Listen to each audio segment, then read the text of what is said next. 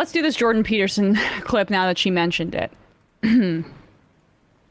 He really is my favorite these days to make fun of.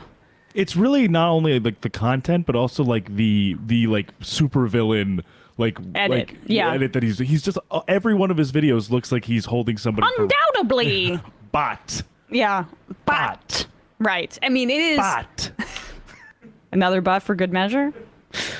Jordan Peterson basically was hired by the Daily Wire because they are in an anti-trans push that has been their flagship was the Matt Walsh documentary. I say that with sarcasm because there's really not much actual research involved there, called What is a Woman, where they're undercutting the existence of trans people and denying their existence. Here's Jordan Peterson filling out that lineup of anti-trans programming on the Daily Wire with his new show, talking about how gender affirming care should be illegal and comparing such care to Nazi experiments. And even more firmly, how about making the medical conversion of boys into girls and girls into boys illegal? We don't allow minors to get tattoos. They can't drink or drive or both. Pause. They can't. Okay, so you can drive if you are a minor. You get a driver's permit, and you go through to. I mean, it depends on the state. You could drive when you're 15. You could drive when you're 16. You could drive when you're 17. But you are a minor if you're under the age of 18, and you can drive. But the point is also that when he what does he say there? Does he say surgery or just gender or the transitioning? Yes, you can use puberty blockers when you are a kid.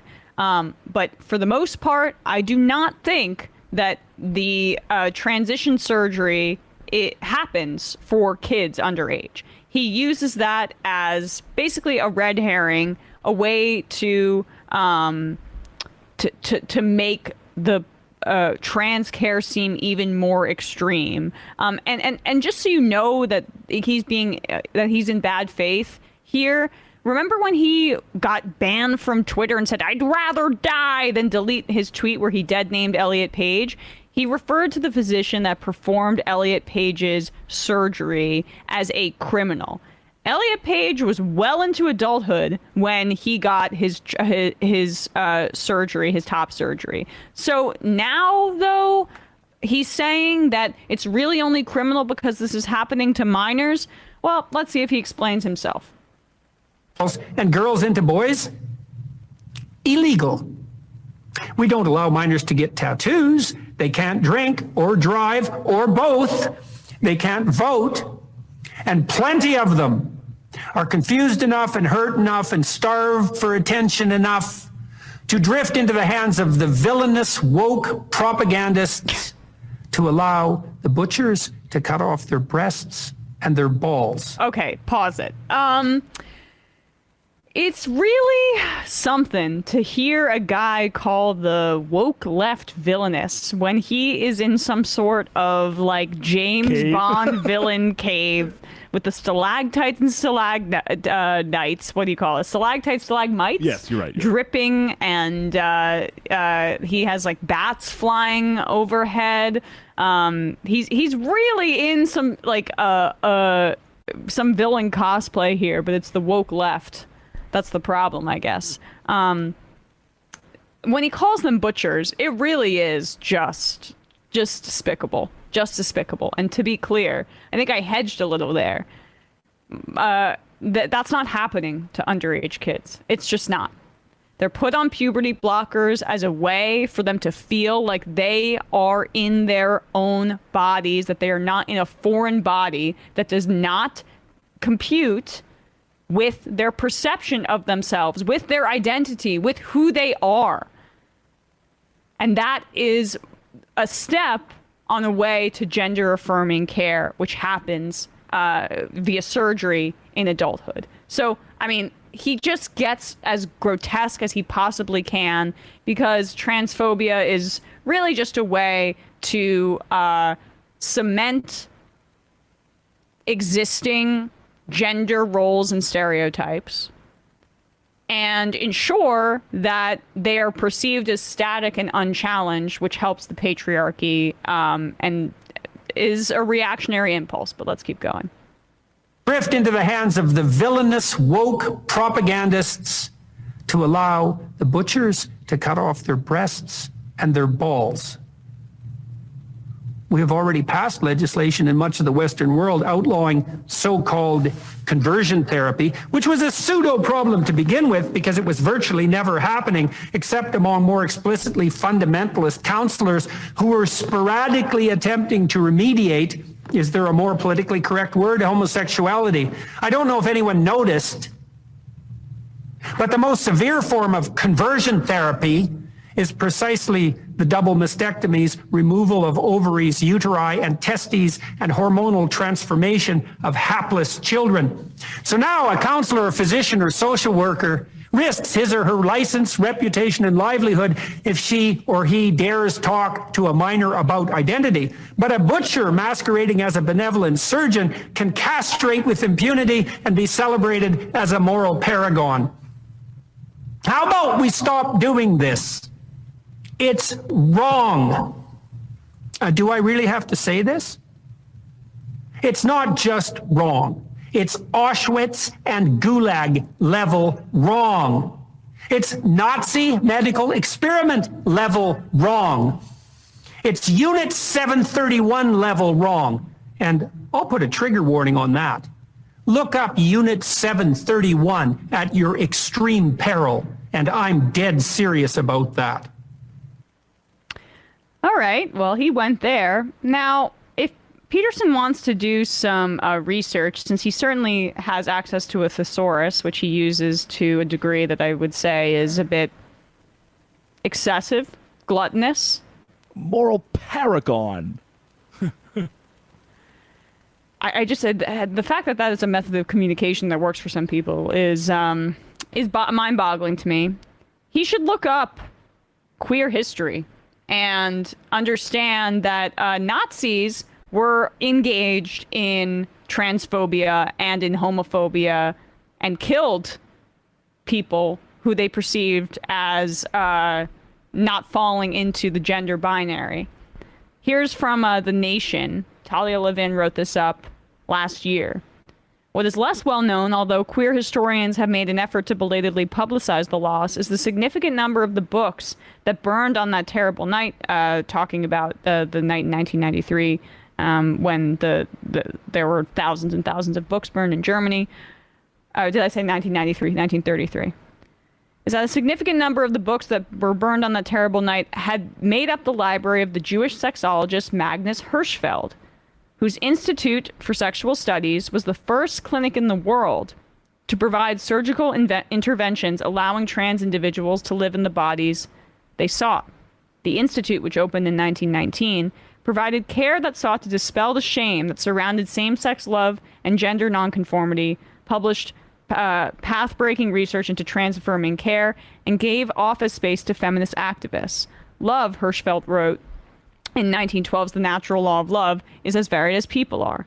The notion was intolerable to the Nazi state, and all 10,000 of the volumes of the Institute's library, priceless and rare material, German and foreign, much of it addressing same-sex eroticism and gender nonconformity, were collected by the Nazis, basically, and consigned to flames. It is only now, nearly a century later, that the void left by the destruction of this pioneering work has begun to be filled. But the Nazis were anti-trans, they were certainly anti-gay, and they would not be in favor of the kind of surgery, trans-affirming surgery, that Peterson describes. And notice how he conflates transition therapy with conversion therapy. First, he downplays conversion therapy in all of those adjectives and adverbs, the flurry of them. He claims that it was not happening often, gay conversion therapy. It was just happening on the fringes with evangelical leaders. And he says that it really, like, it was happening, and he seems to indicate that he thinks it was bad, but that it was very fringe and not a big deal. But that the medical transitioning of trans people is so much worse and so much more prevalent that it has to be condemned because they are one and the same, but this one is really a butchering that is happening on a mass scale. Here's the difference, you dipshit. It's consensual. It's consensual. Gay conversion therapy was, and you seem to care about the well-being of children, right? That's the entire premise of your argument, where you compare doctors who are performing surgery for trans people when they are adults, even though you hide that fact. That's why you're comparing it to Nazis.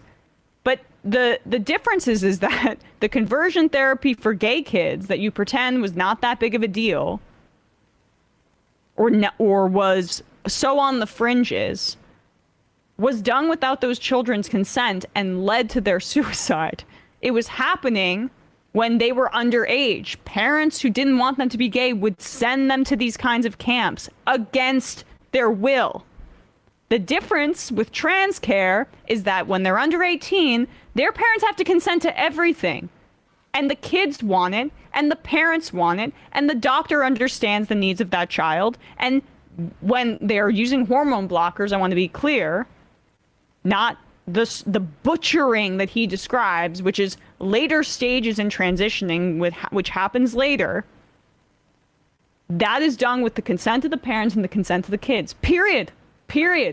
There's no other way around it. It's in the law. So the entire premise of his argument is based on a false notion. Talk about parents' rights, right? You know, I know, right? We have to stand up for parents' rights when they don't want certain books in their kids' libraries, if they don't want them going to drag queen story hour with their. But no, parents can't decide whether to bring their kids to drag queen story hour, and parents can't, interface with their own child that they probably know better than anybody else to have mutual consensus on what their standard of care should be going forward in terms of their gender. That's the game. That's the game. Sons of bitches. Bradley with the soundboard. Man. Yeah, it is. I really think that was the only reason that Jordan Peterson got hired. It's not like he's some sort of talented communicator, in my opinion. I think that he has an unearned confidence, perhaps. But they are on... I said this before. The turf wars, no pun intended, from the UK are well into the throes of it. We're well into the throes of it in the United States. Rupert Murdoch and the entire conservative media apparatus in the UK saw a lot of success in activating people, but with anti-trans hatred. And you get that's why they call it Turf Island. You got a lot of women or non-traditional allies of a conservative movement. Essentially, you were able to bring them over to your side on this issue because they're bigoted. And I think that it's not a coincidence that they saw, in their opinion, success in the UK, and the conservative media brought it over here. And so I think that was a conscious choice, and they really are they really are going full court press on this. The distinguished genteel man. So hypocritical of J. Peter Scum to accuse the woke progressives of being Nazis when he spent his early career spouting great replacement, this is such a great point, and cultural Marxist conspiracy theories, which have their origin in Nazi cultural Bolshevism theories. Isn't this how doublespeak works? Great point. Bullprog. One of my good friends and college roommate was sent to a gay conversion camp with the guy who hits the pillow with a tennis racket. I remember that video. Also have a lot of trans friends who sought out gender affirming care. Only one of those two practices were successful in the long term. 100%.